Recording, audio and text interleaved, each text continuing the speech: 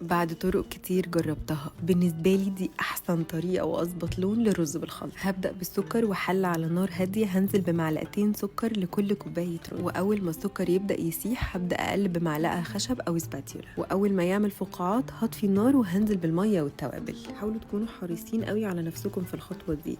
حطيت فلفل أسود، قرفة بودرة، عود قرفة، حبهان، قرنفل، وهسيب الخليط يكمل غليان. في الحلة اللي هعمل بيها الرز هنزل بنص معلقة سمنة أشوح فيها كل كمية الرز. أنا بستخدم رز حبة طويلة، استخدموا أي نوع. بعدين هنزل بخليط السكر، هضيف الملح وأظبط كمية المية للرز، وهضيف شوية زبيب كده ينقلوه في حتة تانية. ومجرد ما الرز يتشرب السوائل ههدي النار على الآخر واسيبه يكمل تسوية. ألذ حاجة في المكسرات على الرز هي اللوز، ودي أسهل طريقة تقشروا بيها اللوز. أحمص المكسرات في الزيت علشان مهما عدى من وقت وبردت ما تعجنش أبدا. وعشان أحضر الخلطة الطاسة سخنة على نار عالية وشوية زيت، لازم تكون الطاسة سخنة جدا والزيت كمان سخن جدا. هنزل بكبد الفراخ، ملح وفلفل وقرفة، استنى لحد ما تاخد لون وكده جاهزة. وعشان وصفات العزومات دايما بتحتاج أطباق شيك، هستخدم من الأطباق اللي أخدتها من بيت مريم، أطباق بورسلين مصرية 100%. هكتب لكم كل التفاصيل عنها تحت الفيديو. حقيقي دي من أحلى المرات اللي هتاكلوا فيها رز بالخلطة.